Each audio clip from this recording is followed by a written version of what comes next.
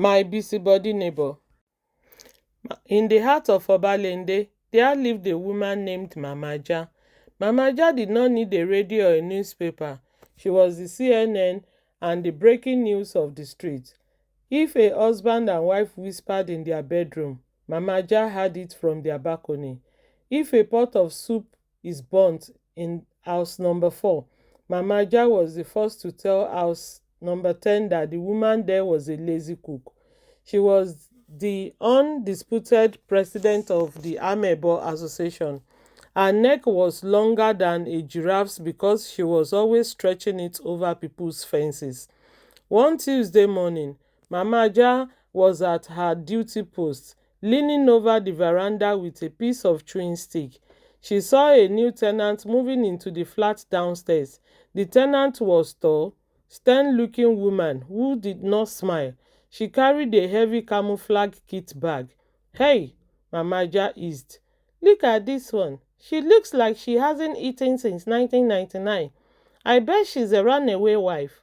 Within 2 hours, Mama Ja had told the dry cleaner that the new neighbor was a secret agent for ritualists.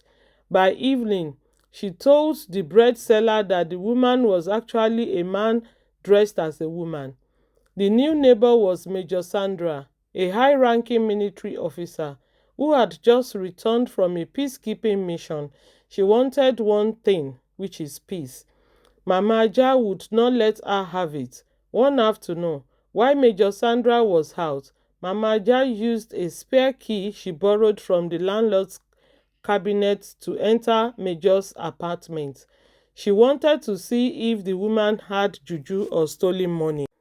As she was busy sniffing the Major's perfume and counting her shoes, the door cracked open. There stood Major Sandra, still in her full military uniform, holding a swagger stick. Her eyes were redder than a dried chili pepper.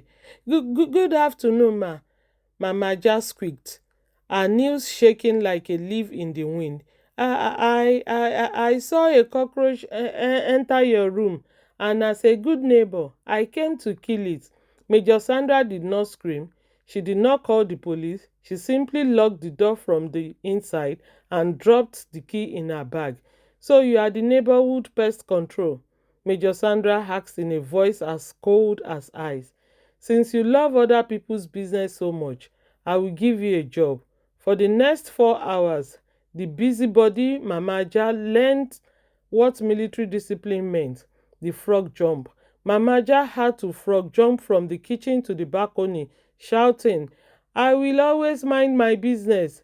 Major Sandra handed her a small piece of nail scissors and told her to mow the tiny patch of grass in front of the veranda until it was perfectly level. Mama Ja was made to sit in a corner and hold a heavy dictionary above her head without saying a single word. For a woman who talked 24/7, this was worse than death. By the time Major Sandra let her go, Mama Ja's legs were wobbling like jelly. She crawled back to her house, her wrapper tied unevenly, sweating like someone who had just run a marathon. The next day, the street was quiet. People were shocked. Mama Ja did not come out to gossip. When the bread seller tried to tell her that the landlord's son was seen with a strange girl, Mama Ja quickly covered her ears. "Abeg, abeg, abeg, carry your news go," she shouted. "My ears are closed for maintenance. Please leave me alone." She became the most quiet, most hardworking woman in the neighborhood. She started a small business selling roasted corn, focusing entirely on her fire and her customers. The moral lesson: Mama Ja's story teaches us that an idle mind is the devil's workshop, but a busybody mind is the devil's playground. Respect privacy. Everyone has a story you know nothing about. Energy management: the energy you use to monitor others' life is the energy you should use to build your own.